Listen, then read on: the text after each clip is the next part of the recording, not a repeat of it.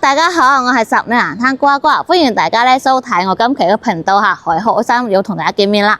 咁今期嘅話咧，瓜瓜咧係嚟到我哋3期海悅灣南區嚟拍攝一個兩房，業主嘅話咧重新裝修好啦，做好我哋嘅一個風窗啦，同埋紗窗，然後咧業主重新搖過我哋嘅牆身吓，高樓層啦，20幾樓，全屋都係非常乾淨，可以拎包入住吓。而家嘅話咧係賣278000，送家私家電，家私家電嘅話都係保護得好好吓，佢每一個家私同埋台面桌面都係用我哋嘅一個少少嘅一個保護膜啊，都係 keep 得比較好嘅。咁而家嘅話咧，我哋係嚟到我哋海悅灣南區呢度啦。海悅灣南區咧，佢係有地下室嘅吓，然後前面嘅就係我哋嘅廣東省2號綠道啦。呢度嘅話咧好簡單，只得3座789吓，當時嘅話都係香港開盤嘅，所以呢度香港人嘅話都係非常多。呢度嘅話咧好方便吓，樓下嘅話咧有成熟嘅一個商業街啦。7號樓呢個門出去嘅話咧，係我哋十里銀灘最大嘅街市銀富市場。9號門呢個細門出去嘅話咧，係我哋3期嘅街市海鮮街市。去到我哋嘅萬田超市酒吧街行路即得幾分鐘吓，非常嘅方便。咁如果平時食嘢嘅話咧，除咗去3期嘅海鮮街海鮮市場之後咧，呢度吓7號門前面仲係有我哋嘅一個大型嘅海鮮街吓，所以呢度嘅話，哎呀一個月輪流食啊，都應該係可以食晒啊！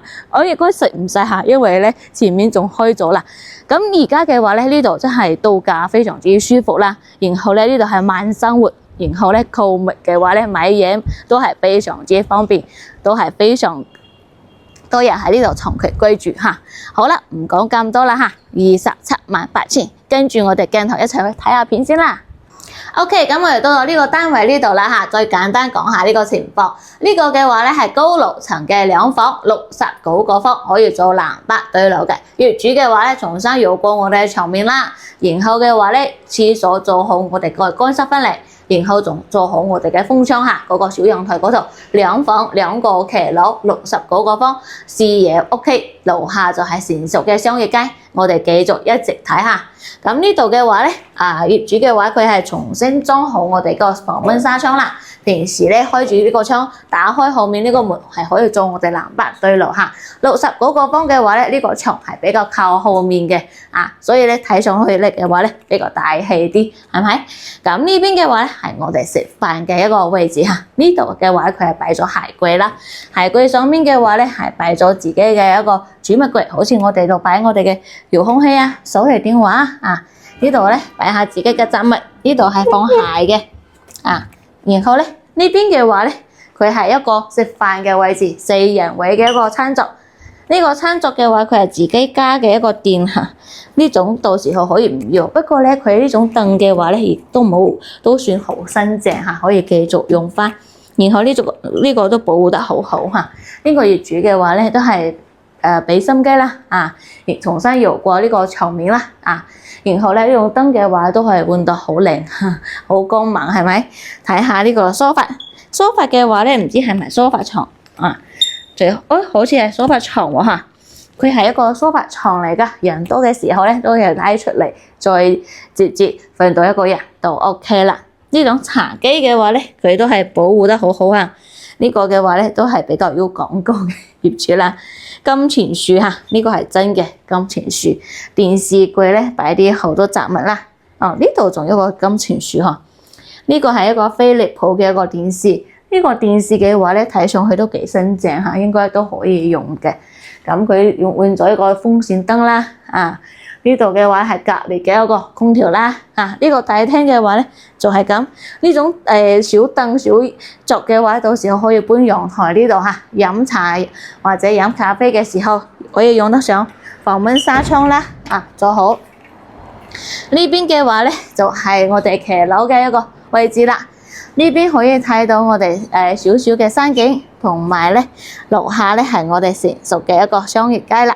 前面嘅話咧係我哋嘅一個海鮮市場呢邊嘅話咧視野仲算 OK 啦。呢個坐向嘅話咧係向北22樓。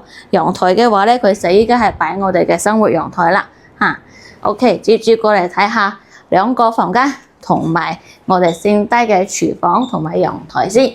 先睇下我哋嘅一個小房間。小房間呢度嘅話咧，比較暗啲，點解咧？因為呢度擺咗我哋嘅梳妝台啊，同埋咧呢個係比較暗啲嘅顏色嚇，深紅、粉紅色咁啦啊。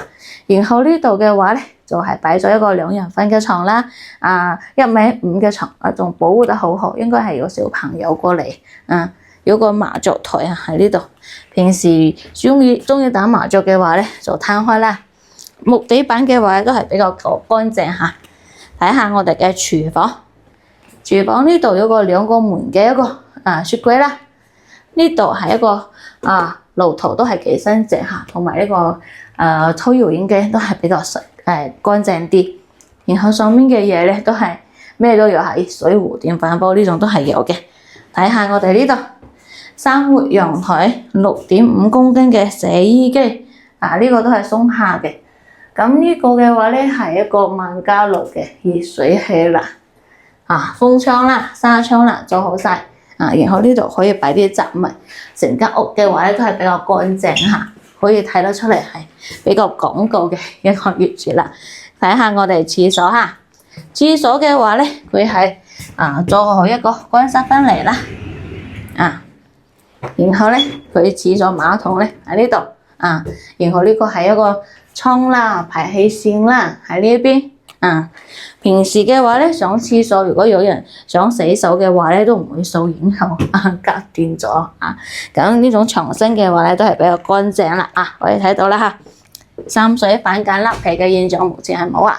咁呢個係主人房啦，主人房係一個大嘅一個落地窗。都係重新搖過我哋嘅龜走嚟喺呢度，但係睇電視都係比較 OK 嚇。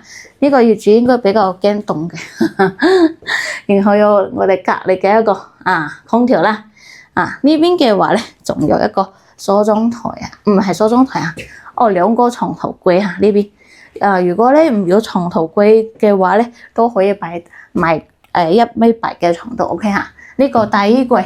上面咧仲可以擺啲嘢，1、2、3、4個門嘅，呢間屋咧就好簡單，睇完晒啦。麻雀雖然比較細啲，不過咧佢咩都有呢個可以拎包入住啦。業主嘅話咧有自己私人物品攞走就 OK 啦。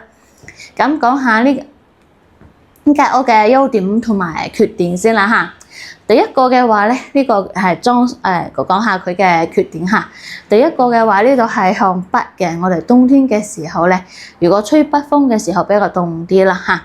第二個嘅話咧，就係樓下咧有個馬路仔比較嘈啲嚇，因為咧樓下咧係我哋嘅商業呢度嘅話咧，平時都係咁幾個聲音啦，節假日嘅時候咧熱鬧啲咁第三個嘅話咧。第三個缺點嘅話咧，就係我哋價錢貴咗少少啦，278,000，貴咗1萬蚊左右啦嚇。呢個咧都係要同業主溝通啦嚇。咁講下呢個屋嘅優點呢個係69個方嘅一個 size， 佢可以做我哋南北對爐嘅呢個嘅話咧非常嘅斜方啦。咁第二個優點嘅話咧，佢呢個樓層比較高嚇，然後咧可以採光都係比較好嘅，同埋佢全屋做好我哋嘅紗窗同埋嗰個風窗，唔使點嘅佢第三個嘅話咧，呢度家私家電係送嘅，全屋都係比較乾淨，可以拎包入住，重新油過我哋嘅一個牆面保養嘅程度都係 OK。仲有一個咧，就係佢做好我哋嘅乾濕分離嘅洗手間呢個嘅話咧都可以解決到大家好頭痛嘅嘢冇乾濕分離洗手間嘅呢個可以簡單解決咗啦。咁除此之外嘅話咧，仲有咩優點咧？就係我哋去食嘢去買嘢去街市比較方便去我哋3期萬田超市比較近呢個係地理位置啦。海逸灣南區有地下室咁呢幾個都係佢嘅優點同埋缺點總結啦。大家如果睇到呢間屋有興趣嘅朋友可以加我上面嘅微信，或者咧直接打電話俾我，我哋可以約時間過去深圳各大口岸節到大家過嚟呢邊睇咯。全程嘅話咧係1對1專車服務全程嘅話咧都係唔收小費唔收費嘅，大家可以放心睇咯咁而家咧確實係好多香港朋友喺呢邊睇樓啦。尋日咧，我都接到係2個香港客啦。咁而家佢哋在乎嘅就喺呢度比較樓價比較平啦，然後空氣啦比較好，配套啦而家慢慢起嚟啦，越嚟越方便啦。除此之外咧，最緊張嘅就係呢度交通係非常方便嘅，對我哋嘅香港朋友嚟話非常友好嚇。我哋呢度咧揸車1個鐘左右啦，可以到我哋深圳嘅蓮塘口岸、羅湖橋社同埋我哋嘅黃貝嶺嚇。我哋10里洋灘咧都有自己嘅路巴車，一個人25蚊雞嚇，一日嘅話咧有28個班次。我覺得咧40分鐘左右一部大巴車，時間已經係非常密集啦嚇。最早嗰班車係由我哋5期回港灣出發，從早上嘅5點50分就有車啦，開往我哋深圳嘅蓮塘口岸啦、羅湖橋社啦，同埋我哋嘅黃貝嶺呢3個地方嚇。咁如果最遲嗰班車咧，目前咧都係要回港灣出發嚇，係晚上嘅7點10分啊。咁如果你從深圳過嚟嘅話咧嚇，最早嗰班車咧係早上嘅8點半。最遲嗰班車嘅話咧係晚上嘅9點都係好多人收工之後都係要尾班車再上嚟坐我哋嘅車翻嚟10里屋企都 OK 嚇。